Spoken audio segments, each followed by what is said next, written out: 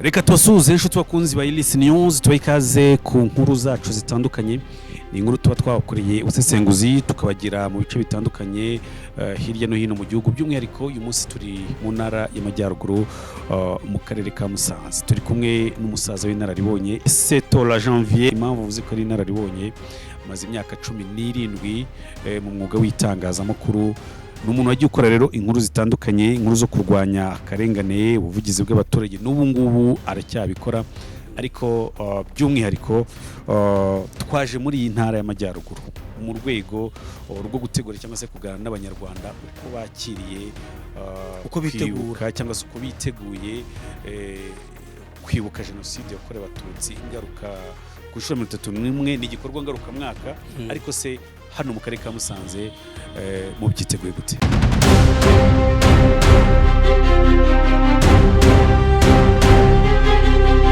Ufite amakuru menshi, uza amakuru menshi ku bijyanye n'imibanire y'u Rwanda n'ibihugu duturanye.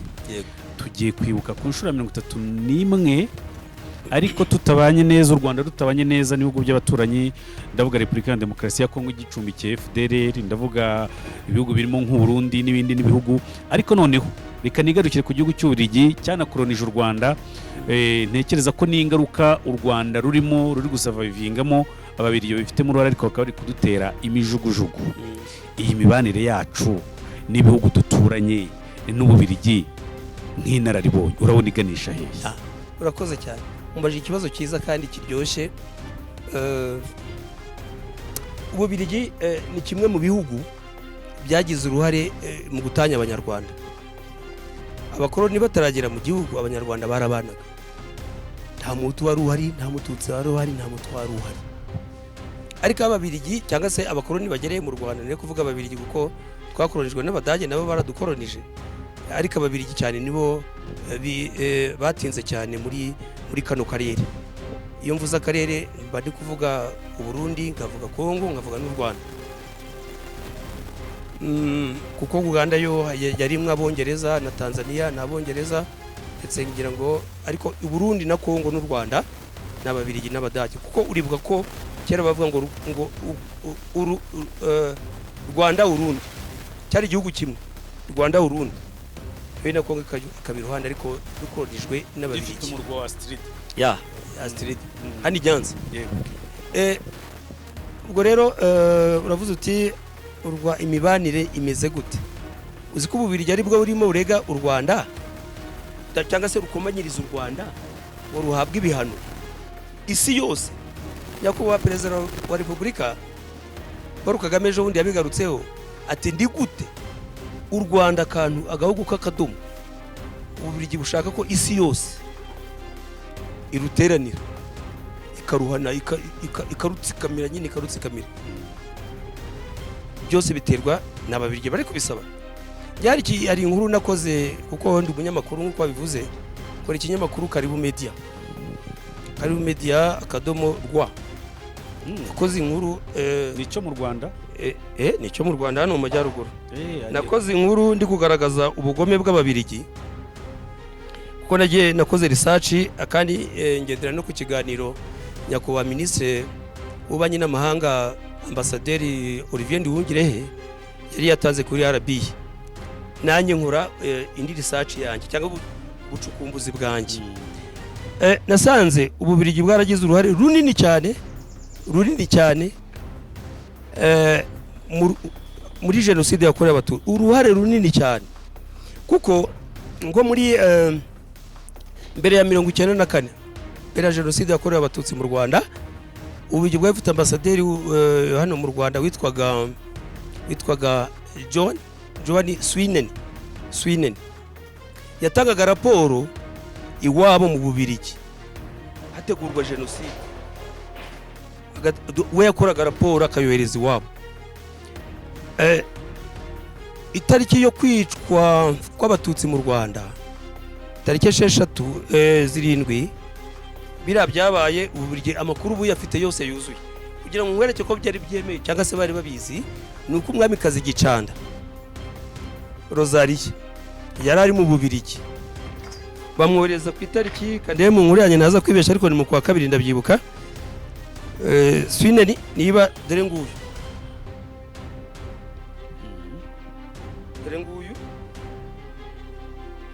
nyuma ya raporo yatanze mu Bubiligi wabo Gicanda bahise bamwirukana mu Bubiligi bamwohereza mu Rwanda 94 mu kwezi kwa 4 amaze amezi 2 mu Rwanda nibwo jenoside yabaye ngira ngo yapfuye tariki zingahe kanze mbirebe neza batwihanganire ndebe ko nabibona cyangwa se mbisome byose soma nta kibazo mweka bisome byose inkuru y'inge wayikoze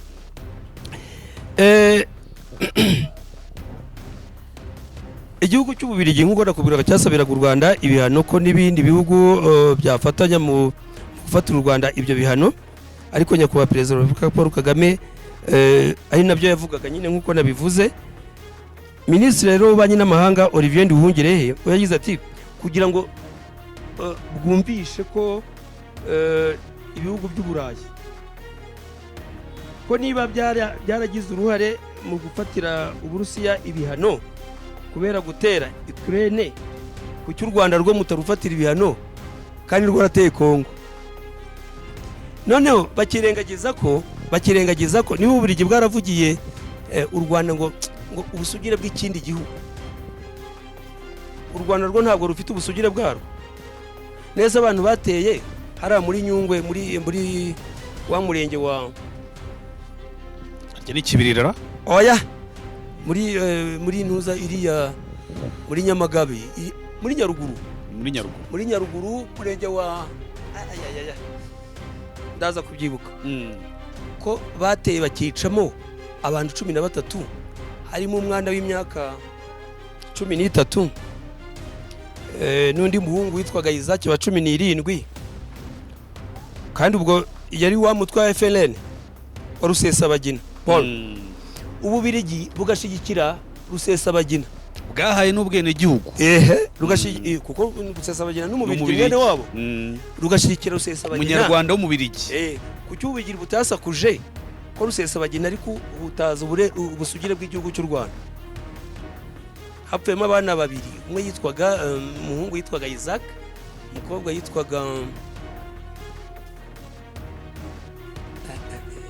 Arlene n'ibintu nk'ibyo ngibyo kubera cyo Ububiligi butasakuje hano mu Kinigi wacu ko bateye Runana ibifite muri kandi fatanya na FDLR birakora n'umutwe ushamikiye kuri FDLR ko bateye mu Kinigi bakica 15 Ububiligi ko butavuze bwaracecetse ko butavuze none M23 ni abakongomani bavuga ikinyarwanda bashaka gusubira iwabo bakava mu buhungiro hano mu Rwanda no muri Uganda bariyo banze no muri Tanzania cyangwa i Burundi bariyo barashaka gusubira iwabo kubera cy'Ububiligi busakuza ngo ubusugire bwa Kongo ngo burimo burahutazwa mu Rwanda ko batavuze abo bose mvuze bamaze gupfa kandi ari ra mitwe yitwaje intwaro yabikoraga FDLR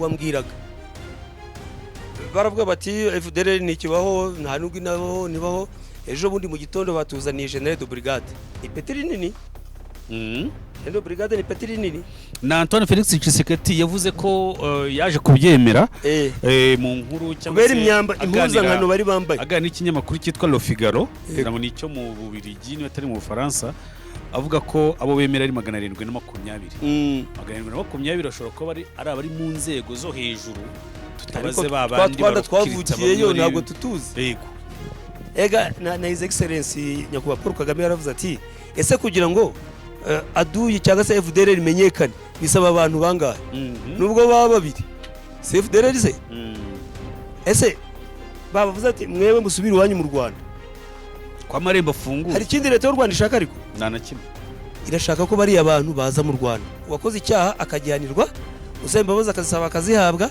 abatarakoze icyaha bakabareka kuko nk'abana bavukiyeho bararengana rwose barimo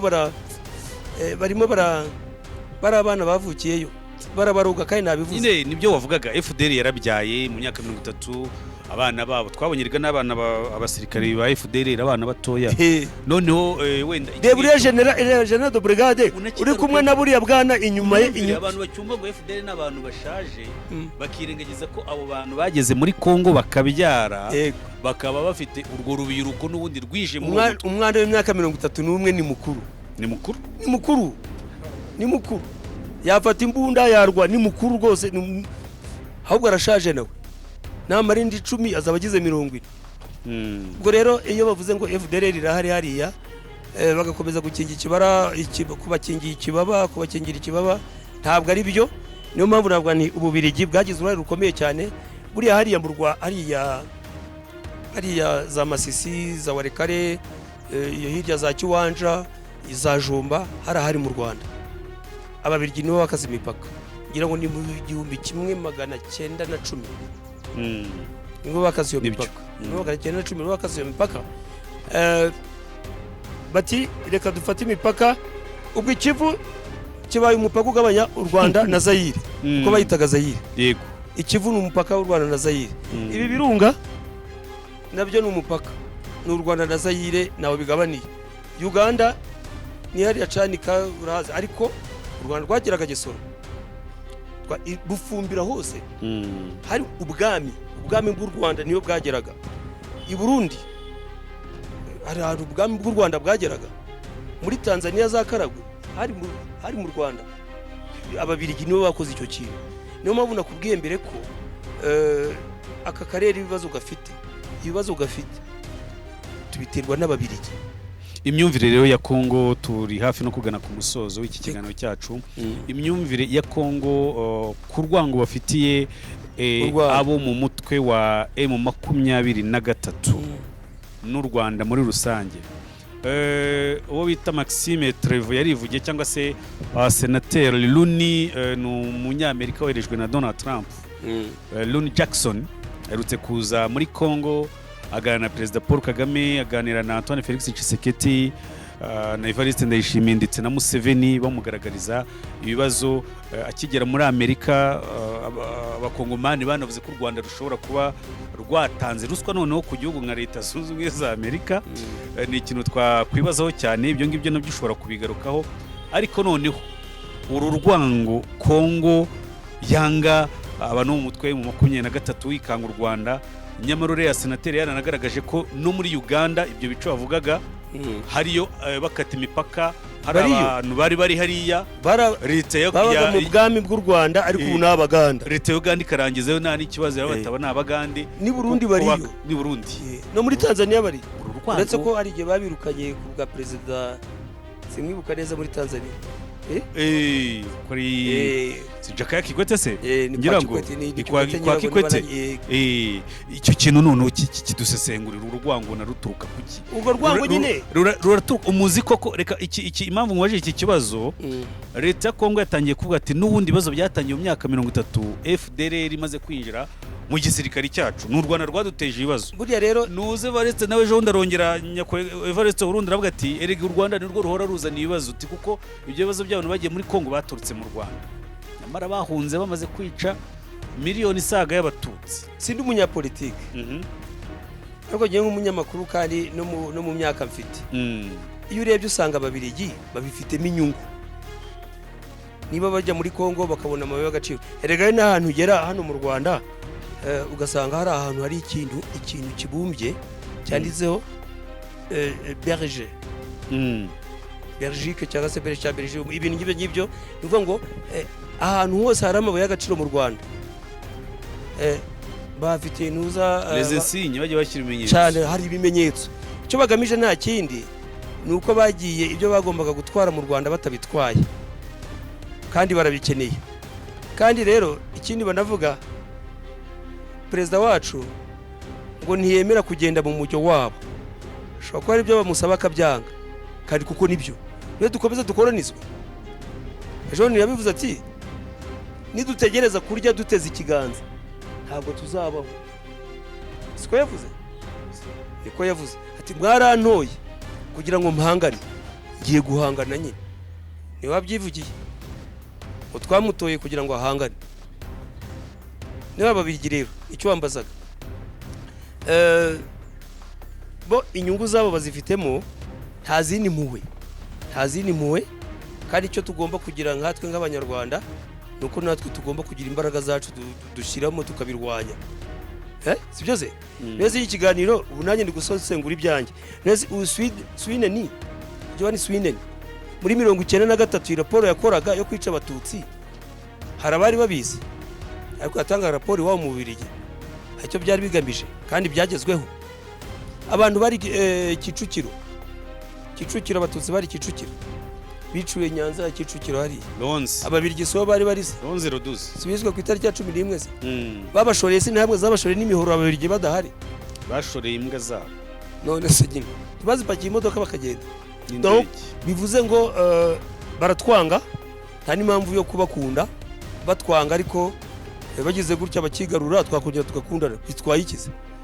Ariko muri rusange urwo rwangano urwo rwango nk'icyo wari ukumbaza si n'umunyapolitike ngo nabisesengura neza nkinjiramo hari namwe ishobora kuba yarabaye cyangwa ejo bundi bagahamagara simbizi ariko njye nk'umunyamakuru nkurikije uko numva amaradiyo uko nsoma ibinyamakuru bitandukanye turacyafite ikibazo n'Ababiligi gisigaye no kugikemura muri ubwo buryo tukituriza tukakora tukabima amatwi tugakora ibyacu hanyuma ibindi abadukuriye muri diplomasi akaba ari bo babikora sibyo muri diplomasi kuko turabafite dufite minisitiri w'ububanyi n'amahanga dufite nyakubahwa perezida wa repubulika dufite n'abandi babifite mu nshingano.